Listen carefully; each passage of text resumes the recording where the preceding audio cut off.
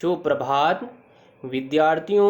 आज हम कक्षा 8वीं की पाठ्य पुस्तक बसंत भाग 3 से पाठ 4 दीवानों की हस्ती नामक पाठ का आज हम अध्ययन करेंगे। इस कविता के कवि श्री भगवती चरण वर्मा जी हैं। विद्यार्थियों, इस पाठ के भाग 1 में हमने 3 पदों का सस्वर वाचन एवं उनके भावार्थ को हमने समझा था। आज की इस वीडियो के माध्यम से हम इस कविता के भाग 2 में 3 और पदों का हम सस्वर वाचन करेंगे और उनके भावार्थ को समझेंगे। दो बात कही दो बात सुनी, कुछ हंसे और फिर कुछ रोए, छक्कर सुख दुख के घूंटों को हम एक भाव से पिए चले। हम भिखमंगों की दुनिया में स्वच्छंद लुटाकर प्यार चले, हम एक निशानी सी उर पर ले असफलता का भार चले। अपना और पराया क्या आबाद रहे रुकने वाले, हम स्वयं बंधे थे और स्वयं हम अपने बंधन को तोड़ चले। दो बात कही दो बात सुनी, कुछ हंसे और फिर कुछ रोए, छक्कर सुख दुख के घूंटों को हम एक भाव से पिए चले। अर्थात कवि ने इस पद में बहुत ही सुंदर बात कही है। कवि कहते हैं, मैंने किसी से 2 बात कही और कुछ बातें सुनी। उन बातों को सुनकर कभी मैं हंसा और कभी मैं रोया। यानी कि मैंने लोगों से अच्छी बातें कहीं और अच्छी बातों से लोगों को हंसाया और उनके साथ में खुद भी हंसा। अगर मुझे किसी की बात बुरी लगी या किसी ने मेरे साथ बुरा व्यवहार किया तो उसकी बातों को सुनकर मुझे बहुत दुख हुआ और मैं थोड़ा रोया भी। और फिर क्या हुआ, छक्कर सुख दुख के घूंटों को, और इस प्रकार जीवन में मिलने वाले सुख और दुख के जो घूंट हैं उनको मैंने एक एक करके पिया है। मैंने सुख के घूंटों को भी पिया है और दुख के घूंट को भी मैंने पिया है। कवि कहते हैं, मैंने जीवन में सुख के घूंट भी पिए हैं और दुख के घूंट भी पिए हैं, लेकिन सुख और दुख के घूंटों को मैंने छक्कर यानी कि मन भर के एक भाव से मैं पीता हूँ। यानी कि मेरे मन में किसी भी व्यक्ति के लिए कोई बुरा भाव नहीं है। सबके लिए मेरे मन में एक ही भाव है, वह भाव है अच्छा भाव है। किसी व्यक्ति ने मुझे सुख पहुँचाया हो, उस व्यक्ति के प्रति भी मेरे मन में अच्छा भाव है, और किसी व्यक्ति ने अपनी वाणी के द्वारा या बातों के द्वारा मुझे दुख या कष्ट पहुंचाया हो, उन व्यक्ति के लिए मेरे मन में भी एक ही भाव है, वह भाव है अच्छाई का भाव है।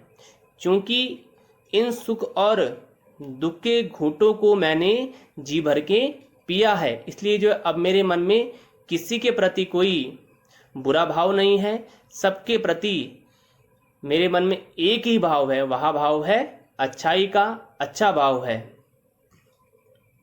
हम भिखमंगों की दुनिया में स्वच्छंद लुटाकर प्यार चलें, हम एक निशानी सी उर पर ले असफलता का भार चले। कवि इस पद में कहते हैं, भिखमंगों की दुनिया में, भिखमंगों की दुनिया से तात्पर्य है भिखमंगों शब्द का उपयोग यहाँ पर जो व्यक्ति छोटे हृदय वाले होते हैं या जो निर्धन होते हैं, धन से तात्पर्य जो लोग खुशकम रहते हैं या जिनके हृदय में खुशियों की कमी होती है या प्रसन्नता कम होती है। कवि उनके विषय में यहाँ पे कहते हैं, ये जो संसार है उसमें लोग छोटे हृदय वाले हैं। वो लोग हर चीज़ को अपना और पराया, तेरा और मेरा, इन सब के तराजू में तोलते हैं। ऐसे व्यक्ति हमेशा मांगते रहते हैं। ऐसे व्यक्तियों को हम, ऐसे लोगों की दुनिया में हम स्वच्छंद लुटाकर प्यार चले, यानी स्वच्छंद शब्द का अर्थ है खुले दिल से, पूरे मन से। जो ऐसे छोटे हृदय वाले जो व्यक्ति होते हैं, उनके दुनिया में, उनके जीवन में हम अपने मस्त मौला स्वभाव से उन्हें हम खुशी प्रदान करते हैं, उन्हें खुश रखते हैं और हम उन्हें प्यार बांटते चलते हैं।